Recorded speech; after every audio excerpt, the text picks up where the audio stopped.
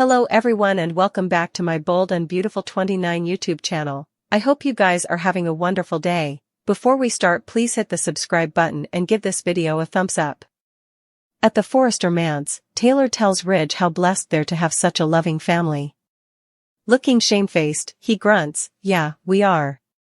Taylor yammers about the trauma of Ridge nearly losing Brooke, but wants him to realize that doesn't change anything between them or the commitment they've made to each other. Ridge responds to Taylor's protestation that she wouldn't take off the ring by saying he has to go to the office. Taylor gives him a passionate send-off. At Forrester, Brooke confides in Katie that Nick showed her an engagement ring he'd planned to give her in Italy. She's not wearing it, but he's holding on to it until he comes back from his trip. Katie reminds her the man she really wants is Ridge. In the design office, Electra worries there are a lot of girls out there who would do anything to hold on to him. Will sighs that she doesn't need to worry about other girls. They go over her being traumatized by Remy's prince. Will promises he wouldn't hurt her. "I love you." Electra lets Will know that she's no way gone all the way ahead, but walls that she might be ready soon. He assures her it'll be amazing. Electra explains that not only Remy, but her parents' divorce made her conservative. Will promises that he's a one-woman man and they make out. At Lee's place, effects have progressed to the point where Luna is over and walking.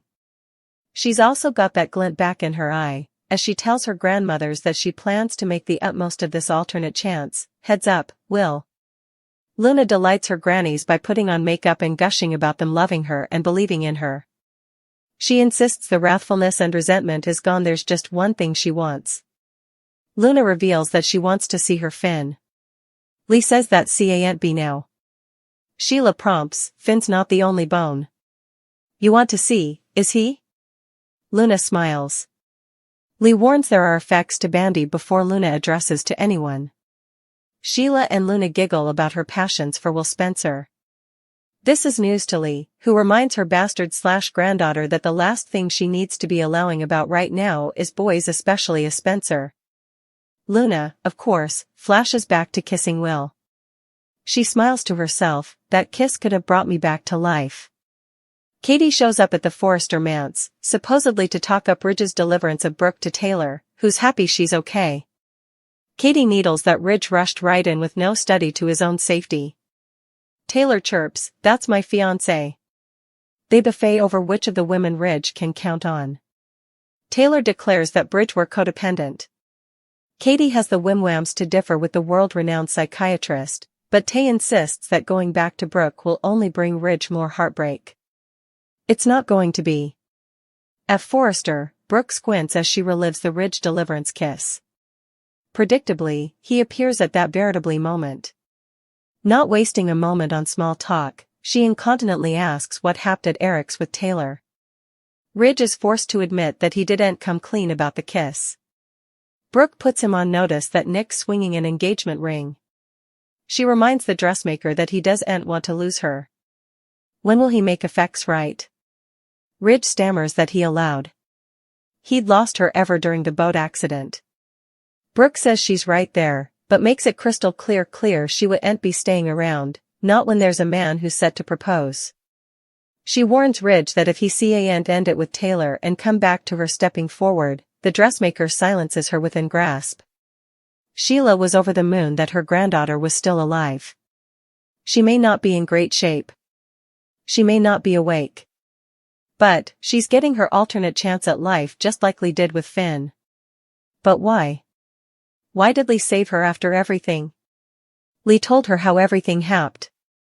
Yes, she was angry with Luna, but when she was assigned to save her life after the firing, she simply couldn't let her slip down. Commodity shifted inside her. She had to do whatever it took to give Luna a chance at redemption. A chance to live a good life. Poppy neglected the poor girl her whole life.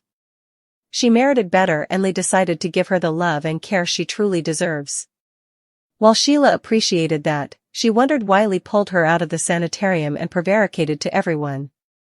That answer was simple, however, the moment she opened her eyes, she'd be transported off to captivity, if she kept her at the sanitarium.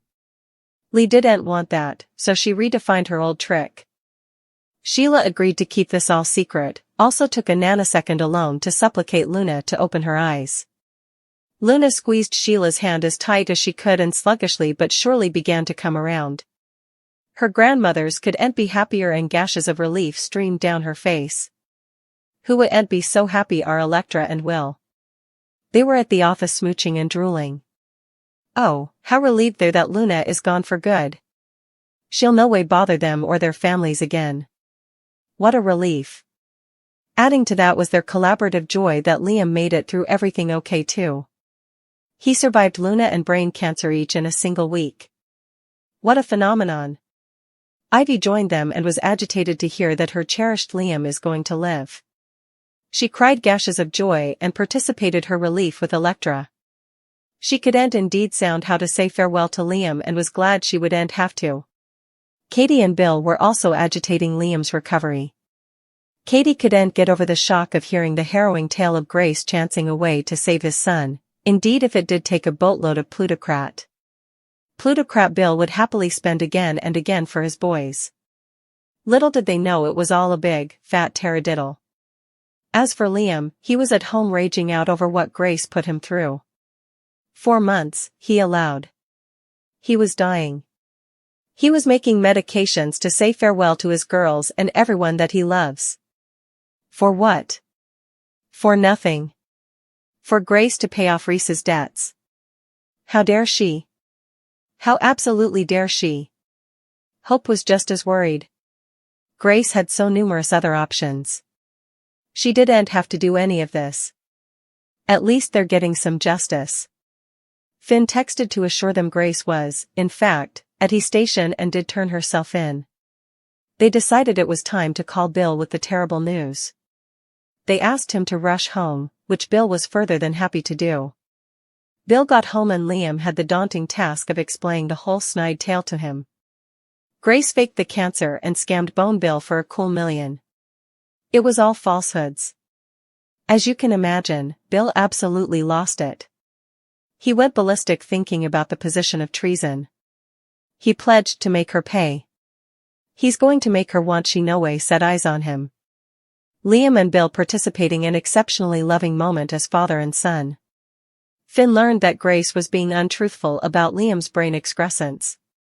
Her uncommunicative treatment cured Liam, but the circumstances girding it raised lots of questions, along with the cost.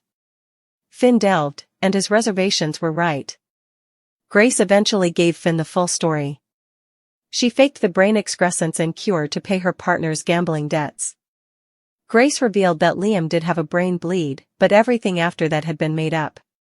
She developed the scheme to help cover herself and her daughters from her partner's grim bullying.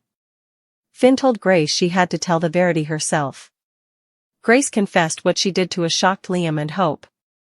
Soon, Hope and Liam also went to Bill to tell them the verity about what Grace did, and he wasn't at all pleased with the Croker's designing ways.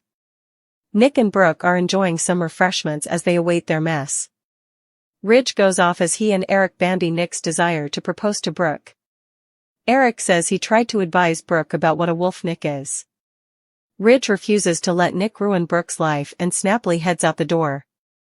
Hope fusses over Liam, who's punctured by her sweats. She realizes she's overstating it as he just had surgery. He worries about the quantum of time she's spending with him.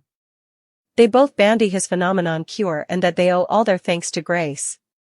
Liam can't believe he has an alternate chance at his life, but there's this other Buckingham who was responsible for taking their son. Finn goes at Grace about charging Bill 1 million bones for Liam's phenomenon cure. He demands an explanation for the grossly overcharged procedure. Grace says it was a largely experimental procedure and none of it was cheap. Finn admits it was precious but prodigies if all that cost was necessary.